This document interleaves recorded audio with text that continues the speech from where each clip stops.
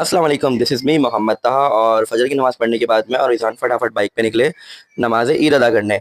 ईदगाह में पहुँचे, फटाफट हम लोगों ने जो है वो जानिमाज़ बिछाई, क्योंकि ईद बिल्कुल पीक टाइम पे हम लोग पहुँचे थे, क्योंकि नमाज़ बिल्कुल स्टार्ट ही होने वाली थी। जैसे ही हम लोग बैठे और रिज़ान के टेढ़े-मेढ़े मुँह बनाना स्टार्ट किए, तो फ़ौरन नमाज़ हो गई। उसके बाद फिर मैं फ़ौरन घर आया, बगैर वक़्त ज़ाया करते हुए मैंने अपने जो बकरे पाले हुए थे, जो मैंने सिस्टर को दे दिए थे, उनकी मैंने कुर्बानी की तैयारी की। अच्छा, मैं अकेले इसको हैंडल नहीं कर पा रहा था कि मैं उसपे मतलब ज़िबा करूँ या उसकी टाँगें पकड़ूँ, तो मैंने बराबर में मेरे कज़न हैं फैसल भाई, मैंने उनकी हेल्प ली। मैंने कहा फैसल भाई थोड़ी देर के लिए ज़रा मेरे पास आएँ, मेरे जो सुन्नत इब्राहीम को इख्तिताम पे पहुँचाएँ, ताकि ये कि मैं बकरे को ज़िबा करूँ, क्योंकि मेरे पास जो था ज़्यादा टाइम नहीं था। फिर बकरे को ज़िबा करते ही मैं फैसल भाई की गाय के पास चला गया, क्योंकि हमने उसको भी गिराना था, उसको भी ज़िबा करना था।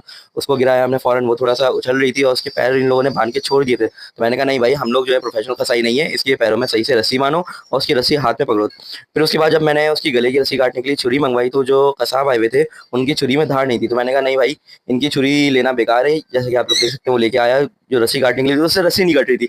मैंने कहा भाई, जब इससे रस्सी नहीं कट रही है तो हमारे अज़ीज़ जो कुर्बानी के जानवर हैं, उनको ज़िबा कैसे करूँगा? तो मैंने बगैर वक़्त ज़ाया करते हुए मैंने बच्चे को बोला, मैंने कहा भाई अंदर जाओ, अंदर जाके जो मेरी छुरी है वो लेके आओ, उससे ज़िबा करेंगे। फिर उनका जानवर ज़िबा करके फिर मैंने फैसल भाई को बुलाया। मैंने कहा भाई, मेरी सेकंड सुन्नत इब्राहीम अभी बाकी है, तो आइए मुझे ज़रा सपोर्ट के लिए। और उनके दोस्त जो नईम भाई थे, वो भी फ़ौरन जना बगैर वक़्त गवाए मेरी सपोर्ट के लिए आ गए।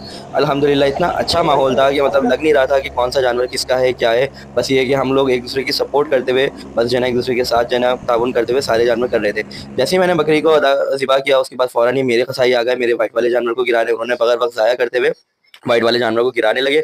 लेकिन भाई वो फुल चपाटर हुआ था, फुल एंग्री हुआ था। उसने फ़ौरन से एकदम से छलांग मारी और खूँटा तोड़ दिया। लेकिन इन लोगों ने ग्रिप करते हुए उसको कंट्रोल किया, क्योंकि वो आउट ऑफ कंट्रोल हो चुका था। आपको पता है कि डेढ़ मन, 1 मन के जानवर जो होते हैं, वो बहुत ज़्यादा एक्टिव होते हैं और उछल-कूदने में माहिर होते हैं और जानदार भी काफ़ी होते हैं, क्योंकि वो उनकी यंग एज स्टार्ट हो रही होती है। तो मुझे ऐसे जानवरों की कुर्बानी करना भी बेहद पसंद है कि मतलब जिनमें कोई एक्टिव हो, कोई फुर्तीली हो और जानदार भी हो। तो आज इसकी जान का मैंने एक छोटा-सा नज़राना देखा कि इसने पूरा खूँटा तोड़ दिया और एकदम से ऐसी जंप लगाई। अगर इसकी अगली टाँगें नहीं बंधी हुई होती, तो ये बहुत ज़्यादा डिज़ास्टर करता। फिर ब वो वाली उसको फाइनल करके ये लोग मेरे जानवर की तरफ आए।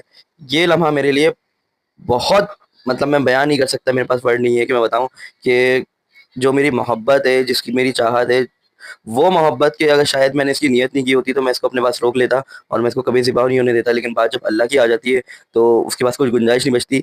मैं उस जानवर के लिए छुरी लेके खड़ा हुआ था कि जिसके एक आँच आने पे मैं फ़ौरन, मेरा दिल जो है ना दहल जाता था। मैं परेशान हो जाता था कि यार इसको कोई चोट ना लग जाए, इसको कोई खरोंच ना लग जाए।